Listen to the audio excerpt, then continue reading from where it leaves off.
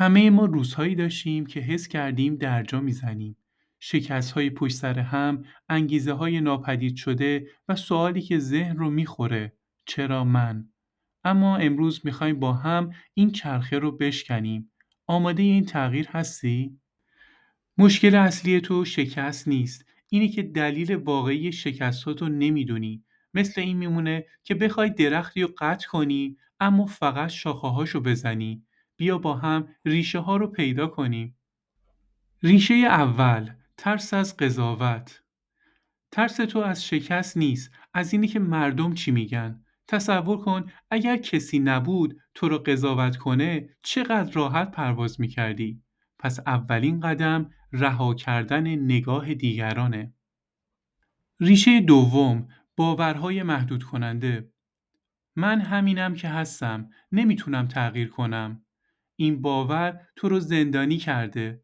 فقط باید بخوای. ریشه سوم، هدفهای مه‌آلود. موفق میشوم. یک رویای مبهم است. هدف ما مثل یک نقشه گنجه. باید دقیق، واضح و با علامت باشه. حالا که ریشه ها رو شناختیم، زمان ساختن پلی به سوی موفقیته. این پل 3 ستون داره. ستون اول، شجاعت شروع. برای عبور از پل باید اولین قدم رو محکم برداری. همین امروز یک کار کوچیک رو انجام بده و به موفقیت و هدفی که توی ذهنت داری فکر کن. ستون دوم، تمرکز روی مسیر. به جلو نگاه کن. اگه مدام به عقب برگردی، تعادلتو از دست میدی. هر روز فقط روی 3 کار اصلی مهم تمرکز کن. ستون سوم، قدرت تکرار. موفقیت مثل یه ورزشه. اگر هر روز تمرین کنی، قوی میشی. عبور از پل و رسیدن به هدف. حالا نوبت توست.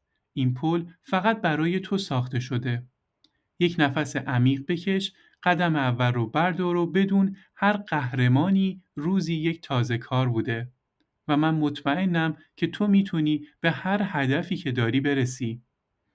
اگه این ویدیو رو دوست داشتی حتما لایکش کن و به دوستات معرفی کن. سابسکرایب هم فراموش نشه. توی قسمت کامنت ها هم نظرتو برام بنویس. حتما میخونم و بهت پاسخ میدم.